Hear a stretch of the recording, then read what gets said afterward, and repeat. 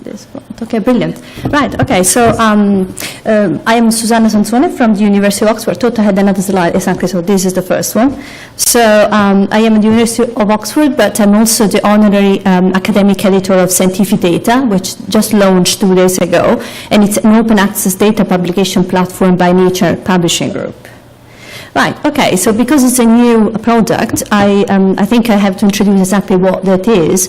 And so generally the concept and the principle, and how do we work with repository, because this is the scope of this session, with public repository, community repository. I'll introduce very quickly the concept of the data descriptor, which is our main content, and how do we manage a narrative with a structured content to enable query and reuse of the data. And then I'm going to use just a couple of examples from the launch content to show these links that we have created it.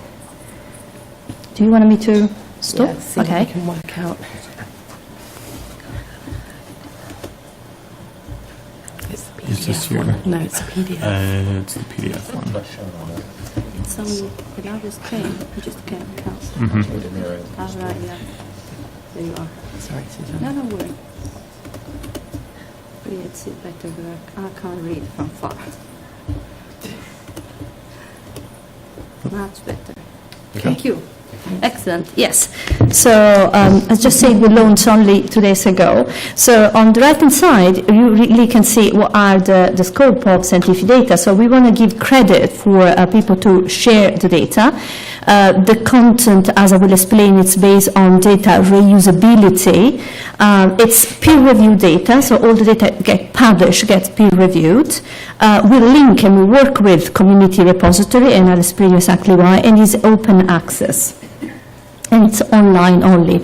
So the goal is to make data discoverable, what actually really means. So as you can see, scientific data is placed in the middle of, it's between the traditional article and the community repository, which are at the bottom. Because it is to connect all the discovery and the hypothesis into the research article with the data that underpin those discovery, and then how this data, the data file, are distributed in one or more community repositories, which are at the bottom. So the scientific data is in the middle, and the data descriptor is this content which link between the article, if there is an article associated with it, of course, and the data file. But you will see that the data descriptor per se also has a structured metadata which is queryable and then links out to an article if there is one and a data file. So because we work with the community repository, and even just in the life sciences, there are thousands of repositories out there. We want to help authors to find the right place to deposit this data. So we have progressively developed a list of repositories which we recommend and we recognize as the good place to deposit your data. At the moment, as I said, it's only a list of 50, and we have some criteria on our website, or how are we going to choose those. But we also work with, the graphic there gives you an idea of the type of coverage of databases we work with, which are in the life science, environmental, and physical sciences. But we also work with 2 generic repositories, which is Dryad and Figshare, because there are data that does not fit in specific community repository or domain-specific repository, and that's where these 2 generalistic ones are extremely useful. So let me give you just an overview of what the data descriptor is, the content, because it will explain how we link out. So the data descriptor has 2 components, a narrative component and a structure component. So on the left-hand side at the bottom, you can see the narrative component, which is the link to the PDF or the HTML page, like a traditional article, if you want to say so. And on the right side, there is a link to an experimental metadata, which is a structure component, which is in-house curated and a machine-readable format. Let me explain you a little bit of the content of both, of the narrative and the structure component.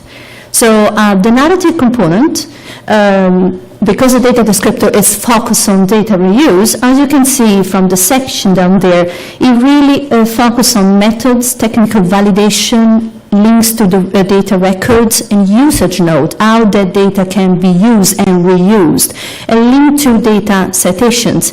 And we actually endorsed the Joint Declaration of Data Citation Principle, which is a community way to refer to data from an article.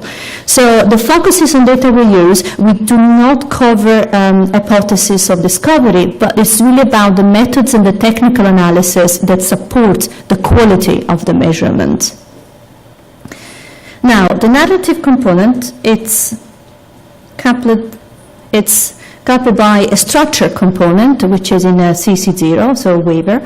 And the format that we use to structure this narrative part is called ISA-tab. It's a tabular format. It's a general purpose format to describe the experimental step that can be configured according to the type of sample or subject under study and the type of measurement or assay which has been done. Now, ISA-tab as a format is used by many community repositories, but actually GigaScience already use this format, as Laura will actually also explain. So ISA-tab focus on the experimental description only, so really relate to what the data descriptor is about. And you can see data file, analysis file, code, and anything else are external to this format. But so the ISA-tab file provide links to this external data file, which are located in, for example, a public repository. We have an in-house curation team that will help author to create this structured information, because the structured information will allow query on the experimental design on the data descriptors and then link out and fetch the data. But of course, it's really important that the data descriptor, it's rich enough with that detail to allow the query, to allow the usability of the data.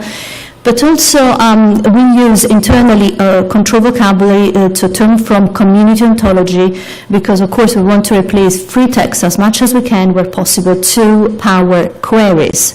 So the internal curation team will help in creating the structured content through a set of template and an internal authoring tool, and using ontology where possible. Now, we also release this format as a specification out there for everybody else interested to use and implement in an authoring tool. There is a lot of groups out there developing reporting editor tools for reporting experimental information. If these groups are interested in enabling and facilitating the submission to scientific data, that could implement the format. That's why the specification has been released. Right. Okay. And now just a couple of examples to close to how actually, with the current content in the launch, we are implementing all this link to the different repository and to article. So the first example really shows that the data descriptor complements a traditional article. And in one of our content, as you can see, we actually link to an article in Nature. The article in Nature covers the synthesis, the analysis, and the conclusion of this Reef Life survey program, which is a citizen science project, while the data descriptor in scientific data complements that article, enriching the description of how the data has been generated, how it's been processed, where it is, and who did it. The content we have launched is quite varied. We have ecological data from Edgar et al., and in this case, this is actually a data descriptor associated to Nature articles. The data in this case is in Figure, and we're also using a Figure data viewer to see some of the tabular information that's stored in Figure. Hanke et al., it's a neuroscience publication, and in this case this is a new data set, so there is no associated publication to this. It's a new data set. The data set, it's an open fMRI community repository, but there is also a link to a source code which is in the GitHub repository. It's a social coding repository, and so actually you see all the connections. The other and last example, it's Stefano et al., which is a stem cell project, and this is again associated to a Nature article. The data now it's in Figure and it's in GEO. GEO, it's Gene Expression Omnibus databases at the NCBI, so here in US. And the last one, it's another new data set, which is environmental data set from Howe et al. And again, here it's a mix of data and Figure. The code in this case is in Figure. and there's an integrated data viewer. But in these cases, the example is interesting because before even launching the data descriptor in scientific data, this data descriptor got cited in a letter to Science. And of course, as a science, there's a limited space of what you can tell about your data. The data descriptor in scientific data gives the richness of the data creation and therefore the usability. And my last slide is just again a thanks to all the MPG and scientific data team. Thank you. Thank you. Excellent. Thank you.